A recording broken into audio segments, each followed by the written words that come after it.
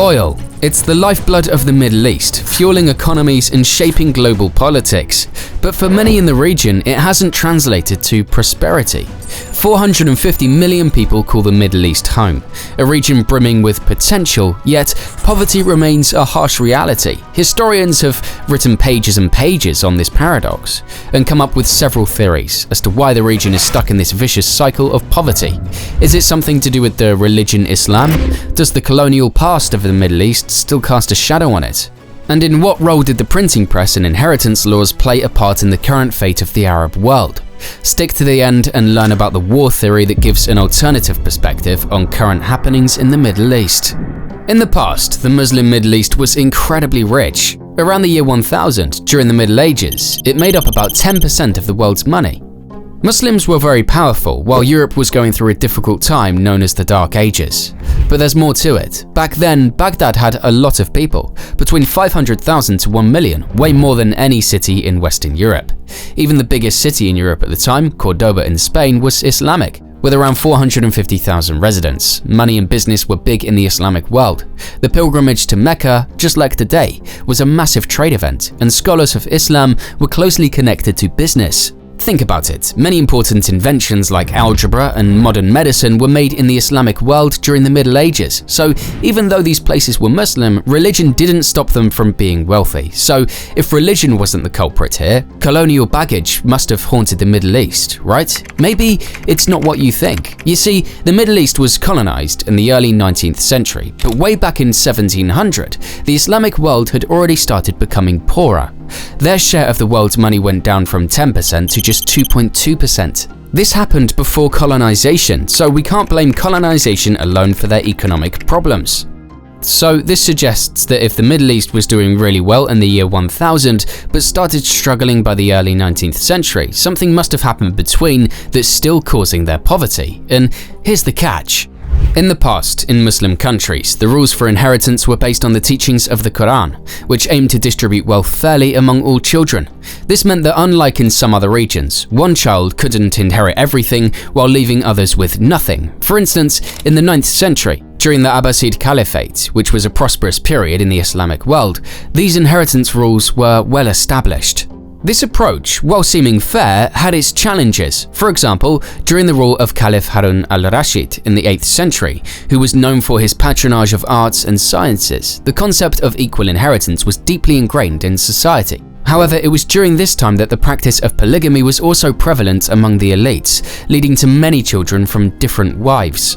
Now, when a wealthy individual, such as a merchant or landowner, passed away, their wealth and businesses were divided among all their children. This became problematic because each child received a smaller share, making it difficult to sustain family enterprises. A famous example is the decline of the Umayyad Caliphate, where disputes over inheritance contributed to internal strife and weakened the empire's unity. Moreover, during the Ottoman Empire's reign, which spanned from the 13th to the early 20th century, similar inheritance laws were followed. For instance, during the time of Sultan Suleiman the Magnificent in the 16th century, who was known for his military conquests and cultural achievements, the issue of diluted inheritances affected many noble families. In contrast, in Europe, particularly during the Industrial Revolution in the 18th and 19th centuries, inheritance laws began to change. For instance, in England during the reign of Queen Victoria, the introduction of primogeniture allowed the eldest son to inherit the entire estate, which facilitated the continuity of the family businesses and investments. Another reason for the decline was the impact of printing. Gutenberg's printing press was a game changer, leading to a surge in book production and a major economic boom. But the Ottoman Empire banned printing for over 200 years due to fears it would challenge religious authority, similar to what happened in Europe during the Protestant Reformation. The printing press revolutionized access to knowledge, allowing anyone to read and interpret books independently, but for the Ottoman Empire, this led to illiteracy, and the ripple effects can be seen today. Have you noticed that there are very few Nobel laureates from the Middle East, especially in fields like physics and chemistry? Did you know that even those few often have a background in Western education? How does this connection to Western education tie back to the impact of the printing press and its influence on learning and innovation in the region? Now you understand my point. But did you know how the economics have played a crucial role for centuries, especially in the Middle East? Before the 12th century, most jobs in the Islamic world were focused on commerce and industry. However, something changed dramatically from the 12th century onwards. There was a sudden rise in bureaucratic and military jobs, overshadowing the importance of merchants. This shift also saw the religious sector gaining immense power. The ulama, or those recognized for their knowledge in Islamic law and theology, were initially involved in trade or patronage, but gradually they distanced themselves from commercial activities and aligned more closely with political leaders like sultans or viziers. Why did this happen? The key lies in legitimacy. While rulers could gain legitimacy through various means, such as being recognized by the people or having royal lineage, gaining support from religious authorities, particularly in the Middle East, became paramount. Religion became a tool to empower political leaders.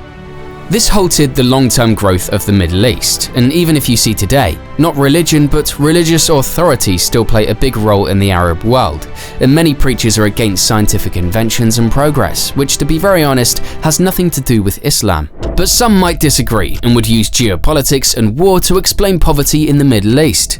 Do you think that the wars happening in the 21st century could be the reason behind poverty in the Middle East? The ongoing conflicts in countries like Syria, Iraq, and Yemen are major contributors to poverty in the region. For example, in Syria, where civil war has raged for years, about 80% of people live in poverty, and the life expectancy has dropped significantly. Similarly, in Iraq, poverty rates have risen since the US-led invasion in 2003, with around 28% of families now below the poverty line. The turmoil caused by groups like ISIL, coupled with falling oil prices and high unemployment, has made it challenging for the Iraqi government to address poverty effectively. Yemen has also seen a sharp increase in poverty, from 42% in 2009 to a worrying 54.5% in 2012. Despite initial hopes after the Arab uprisings in 2011, many North African countries, including Egypt and Tunisia, are still struggling with economic challenges that have led to higher poverty rates. In Egypt, political unrest has taken a toll on the economy, leaving around 26% of the population in poverty. Tunisia, despite its political transition, also faces significant poverty issues, with 1 in 6 Tunisians living below the poverty line. At present, another conflict in the Middle East is causing immense suffering and loss of life. The ongoing war in Gaza has impacted countless lives, highlighting how continued warfare can deepen poverty in the region. This current situation clearly demonstrates that war plays a significant role in perpetuating poverty. When disasters like war strike, development is hindered, and vulnerable groups such as children and women are severely affected, leading to worsened economic conditions. But can the Middle East change its fortunes? Vision 2030 initiatives across various Middle Eastern countries, including Saudi Arabia, Dubai, and Egypt, hold immense potential to reshape the region's fortunes. Saudi Arabia's Vision 2030, for instance, envisions a diversified economy less reliant on oil reserves. The NEOM project, a futuristic city aimed at attracting investment and talent, epitomizes this vision. Additionally, initiatives like the Line and the Trojans project are part of Saudi Arabia's strategy to foster innovation and create sustainable economic growth. Similarly, Dubai's Vision 2030 focuses on enhancing its position as a global hub for trade, tourism, and finance. Projects like Expo 2020 Dubai, which attracted millions of visitors, showcase Dubai's ambition to remain at the forefront of global tourism and business. These initiatives generate employment opportunities and contribute significantly to the economy.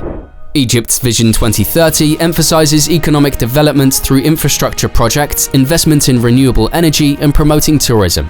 The new administrative capital and the Suez Canal Economic Zone are key projects driving economic growth and attracting foreign investments. But for Vision 2030 to truly transform the fortunes of the Middle East, investments in education, science, technology, and women's rights are crucial. So, what are your thoughts on the poverty cycle of the Middle East? Can they bring their people out of poverty? Let me know in the comments, and like the video and subscribe to the channel for more updates.